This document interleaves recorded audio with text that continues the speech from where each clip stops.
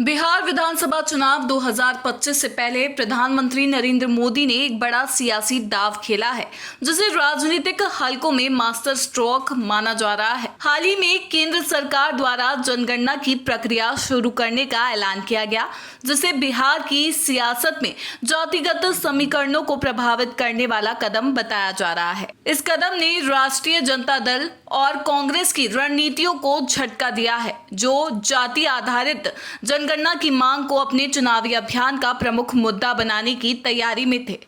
आपको बता दें कि केंद्र सरकार ने जनगणना में जाति आधारित आंकड़े शामिल करने का निर्णय लिया है, जो बिहार में ओबीसी और अन्य जातिगत समुदायों के वोट बैंक को प्रभावित कर सकता है। ये कदम आरजेडी और कांग्रेस की उस मांग को कमजोर करता है, जिसमें वे जातिगत जनगणना को लेकर केंद्र पर दबाव बना रहे थे। पीएम मोदी ने इस कदम के जरिए विपक्ष के नैरेटिव को अपने पक्ष में मोड़ लिया है। आरजेडी नेता तेजस्वी यादव और कांग्रेस ने जातिगत जनगणना को लेकर लगातार केंद्र सरकार पर हमला बोला था।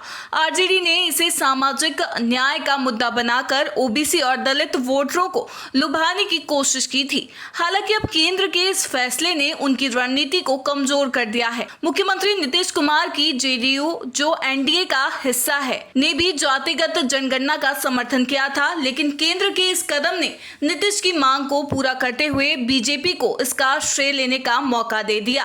राजनीतिक विश्लेषकों का मानना है कि ये कदम एनडीए के पक्ष में माहौल बना सकता है, क्योंकि नीतीश की साख बरकरार रहते हुए बीजेपी को इसका सियासी फायदा मिलेगा।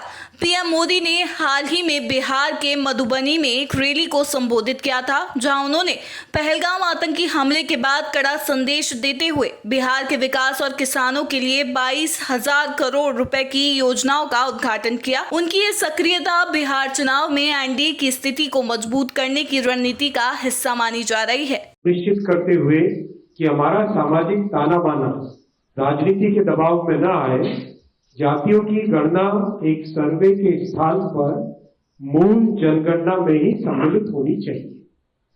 इससे यह सुनिश्चित होगा कि समाज आर्थिक और सामाजिक दृष्टि से मजबूत होगा और देश की प्रगति भी निर्बाध चलती रहेगी।